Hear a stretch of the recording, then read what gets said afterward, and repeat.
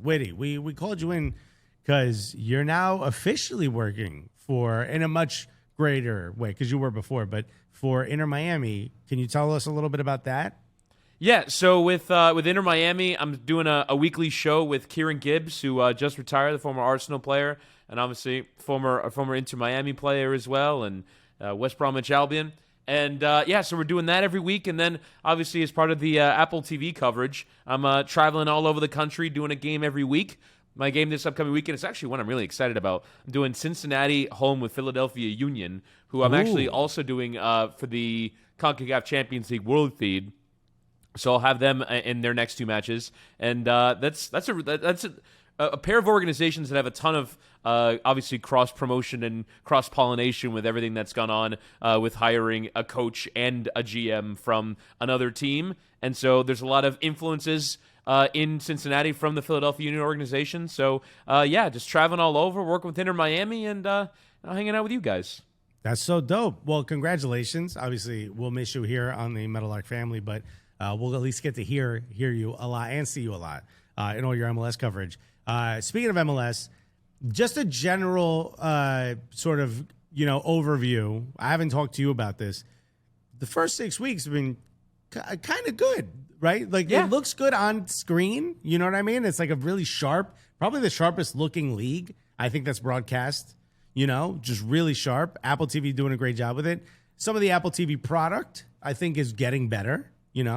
I'll say that. I'll be respectful. I think it's getting better. I think it's had some hiccups as you go along.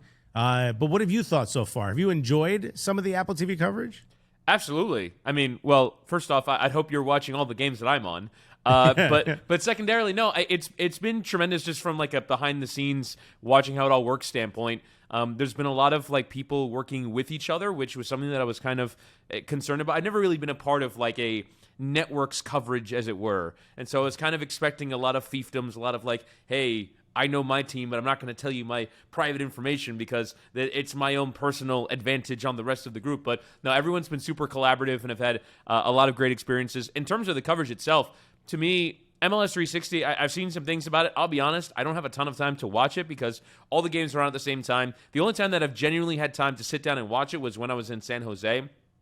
And that's the late game. And so from 4:30 Pacific, you can start watching all the games on MLS 360. And I just love that so much as a concept that, people can have their quibbles, whatever.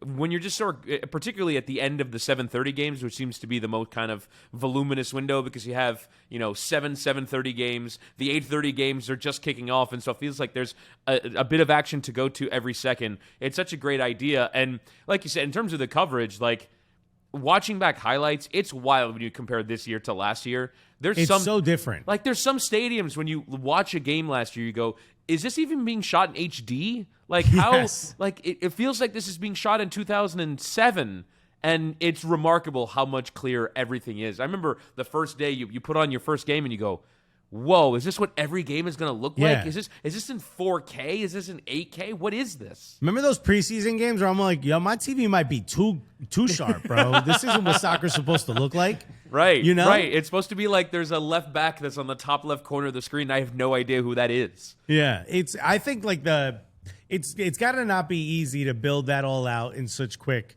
thing. And MLS 360, look, they got away from the butt shots, right? Like no one's staring at the screen with their backs to the camera anymore. So that's good. That's dope. But the concept, it's like, yo, we got our own red zone. And the reason I brought this up is because obviously you follow some European leagues. I've been having conversations with people in Europe, and a lot of them are like, there's talks that Premier League might shift over to an OTT like this. Look, I know they're in conversations now, or how come they get every game in the same app and they don't have to jump around? Even as much as I love NBC, it's kind of a pain to figure out, is it on Peacock? Is it on NBC? Where am I watching it? I always said they should all be on Peacock, and then you hit the button, and if you click on the game, it'll open up the other app for you, so you don't have to go hunting it down and possibly miss the first kick. So there's a lot of talks of it kind of being like the future of sports. It feels like it. Yeah, I mean, not even just in soccer. I think in other sports too, this local model where you only broadcast to a local area seems very obsolete.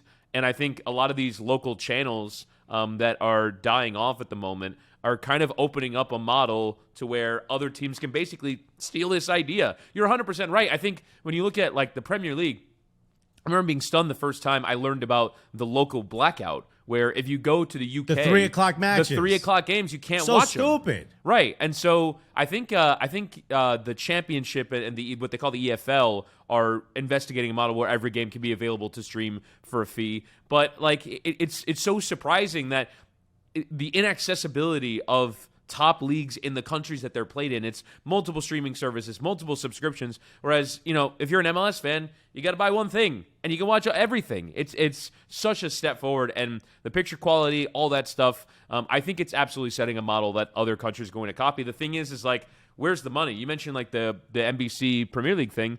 They're still trying to get money from cable because cable money is still a real thing, and they're trying to get the streaming money, so they're trying to do both. I think every league is going to try and do both until that avenue is no longer explorable because the cable business is slowly but surely crumbling. And then, in other countries in the world, like Sky Sports still want to pay a ton of money for something. Over-the-air broadcast channels still want to pay a ton of money. But I think this model is going to end up being copied within probably 10 years in a lot of countries in the world.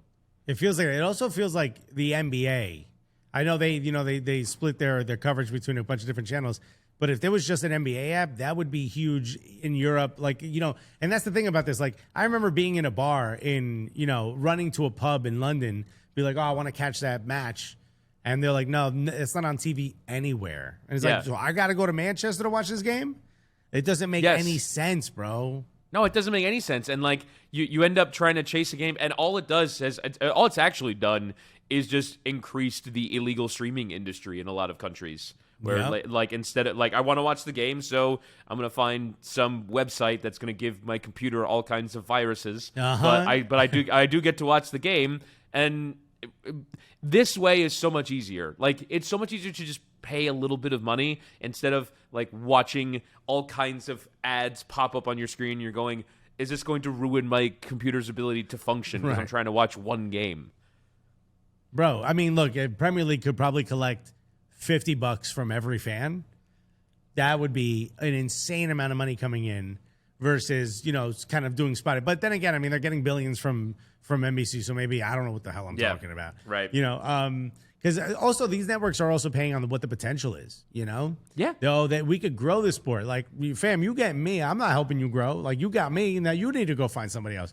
You got to do the promotion on your own. But I mean, it's what MLS is doing with Apple, right? I mean, it's the second biggest company in the world, and it's only because the first biggest company in the world is oil company owned by the Saudis. Right. Like this is essentially the biggest company in the world, and so like you would hope that with the infrastructure and 10 years that they'll be able to grow this thing into an even bigger enterprise. Yeah, it feels like it too. I mean, it's a big commitment financially, so I'm sure it'll just keep going.